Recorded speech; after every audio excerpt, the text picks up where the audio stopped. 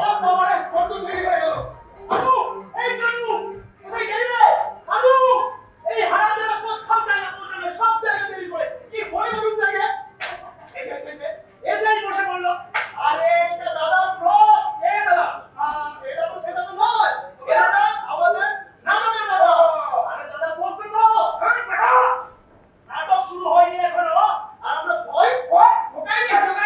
আপনারা নিশ্চয়ই ভাবছেন কি এরা কারা? আরে আমরাই তো সেই লোক।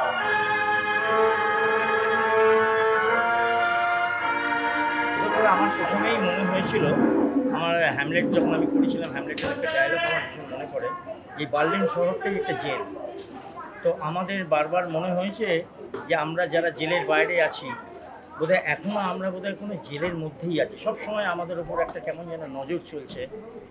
আর জেলে লোকে জানে যে জেলের মধ্যে অনেক মানুষ নিরাপদ এসে ভালো হওয়ার চেষ্টা করে, কিন্তু এই জেলের মধ্যে যে কারাপশন, একটা ভয়ানক কারাপশন জেলের মধ্যে, সেইটা দিব্যদূত রায়চৌধুরী তার নাটকের মধ্যে তুলে ধরার চেষ্টা করেছে।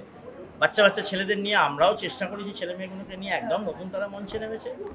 জানি না কতটা ভালো করতে পারলাম, তবে নাটকটা পড়ে আমার ভালো ছিল। ইন্দ্র দিচ্ছিল। এটা তোমার বাবার বৈঠকখানা। হ্যাঁ, এটা কি জিন? হারামজাদা, এটা একটা জেল।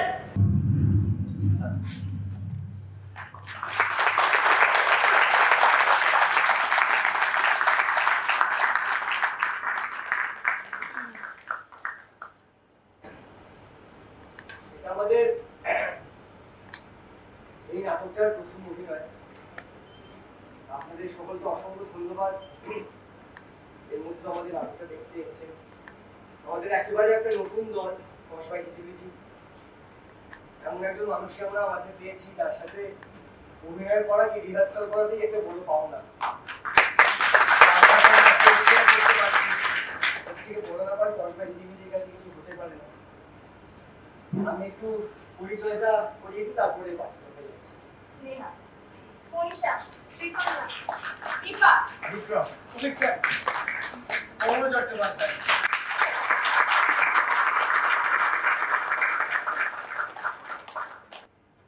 ও আমাদের প্র্যাকটিসটা দেখেছে, বলছে দিদি আবার একবার ইন্ট্রোডিউস করে দিদি। আমাদের আলো করেছে বিকিরা, রাকেশ দা। আমাদের মিউজিক করেছে সমীর দা। আমাদের মেকআপ করেছে অসীম দা। কি একবার আসতে পারবে? আর আমাদের সেটে সাহায্য করেছে বাবুদা। এই যে এত কিছু ঘটছে চারিপাশে, এত মিছিল, এত আন্দোলন, সেটা তো সত্যি সত্যি কিছু মানুষ খুব মন থেকে করছেন, এবং কিছু মানুষ খুব মন থেকে থিয়েটারটাও করছেন। থিয়েটারে তো আন্দোলন হওয়া পসিবল, তো why not start from the very basics, একদম বাড়ি থেকে, যেখান থেকে শুরু না করলেই নয়, মানে এক থেকে শুরু করলে তবে তো একসাথে পৌঁছাতে পারবে। তো এই মানে নাটকটার মূল জায়গা একটাই, যে বাড়ি থেকে শুরু করে বৃহৎ জায়গায় পৌঁছানো। আগে নিজেকে সংশোধন করো, নিজের বাড়ির ময়লা পরিষ্কার করো, দেন বাইরের কারাগার, বাইরের কারা কাহিনীকে ঠিক করো। এখানে বই পড়েছেন কেন? এখন বাপ জেলার নির্দেশে কয়েকদিনের ওপর গ্যাস এবং ভ্যাকসিন দিয়ে তারা উন্নত করে দাও। তারা হিতাহিত জ্ঞান শূন্য হয়ে যেত, ঠিক তখনই তাদের শরীর থেকে চামড়া, কিডনি, চোখ উপড়ে বেশি দামে বাজারে বিক্রি করে দাও। মেয়েদের শরীরের মাংসকে একটা মাংসের স্তূপ বলে যতই পৈশাচিক আখ্যা দিন না কেন, এতে কিন্তু বিজ্ঞান অনেক এগিয়ে গেছে। আর তাছাড়া হচ্ছে এই কাজটা আমার করতে ইচ্ছে করছে, এই কাজটাও করতে হবে। আমার কাছে ইনফরমেশন এসে গেছে ওপর থেকে, আজ রাত্রিবেলায় এখানে একটা নতুন পরীক্ষা শুরু হবে। সব থেকে বড় কথা হচ্ছে আপনিও অনেক প্রতিবাদও করতে পারেন, কিন্তু সেই প্রতিবাদটা আপনি করে উঠতে পারছেন না। তার একটাই কারণ যে কোনো একটা জায়গা থেকে আপনার উপর একটা নজরদারি করা হচ্ছে। সেই নজরদারির জন্য আপনার প্রতিবাদটা বাইরে বেরোতে পারছে না, মানে আপনার ইন্ডিভিজুয়াল। একসঙ্গে হয়তো হয় জেলের মধ্যে ওই একই ব্যাপার, যে জেলের মধ্যে এমন অনেক ঘটনা ঘটে যায় যা আপনিও যদি একটু খবর নিয়ে দেখতে পারবেন, যা আমরা শুনেছি, জেনেছি, কিন্তু সেগুলো কখনো বাইরে বেরোয় না। আপনারা নিশ্চয়ই জানেন জেলের মধ্যে থেকে অনেক কিছু পাচার হয়ে যায়, অনেক জিনিস আসে যেটা জেলে, যেটা কয়েদিদের দেওয়ার কথা তারা সেটা পায় না। এই সব জিনিসগুলো কোনো বাইরে আসে।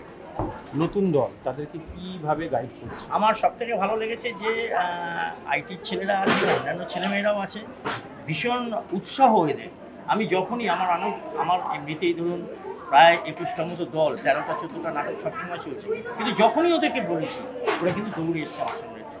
সেইটা নিয়ে আমার খুব উৎসাহ লেগেছে। এই নাটকটা দেখার জন্য দর্শকদের উদ্দেশ্যে কি বলবে? যারা দর্শকদের একটাই কথা বলবো যে এই সময় নতুন ছেলেমেয়েরা যেভাবে নাটক করতে আসছে বা আসছে না, তার মধ্যে উৎসাহ নিয়ে যে নাটকটা করছে, এই নাটকটার অনেক অন্তর্নিহিত মানে আছে, একটু দেখতে ভালো লাগবে, এরাও একটু উৎসাহ পাবে। আমার টেবিলের উপর উঠে কেউ নাচানাচি করেনি, বেরিয়ে গেছে।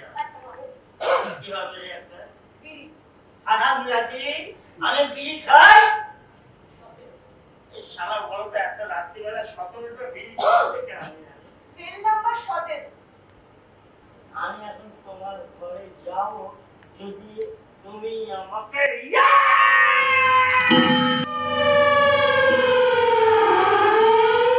সবসময় চেষ্টা করি এইরকম ভাবে যারা এগিয়ে আসে, কেউ আইটি ইন্ডাস্ট্রিতে আছে, বিশেষ করে নিজেদের আইটি ইন্ডাস্ট্রির মধ্যে কেউ কাজ করছে, কেউ অন্যান্য জায়গায় কাজ করছে, কিন্তু তা সত্ত্বেও থিয়েটারের যে আমাদের বাচ্চা বাচ্চা ছেলেমেয়েরা হারিয়ে যাচ্ছে, আসছে না, এই সব উপেক্ষা করে যারা এগিয়ে আসে, আমি সবসময় সেই জায়গায় গিয়ে পড়ি, খুব গভীর গাড্ডায় গিয়ে পড়ি।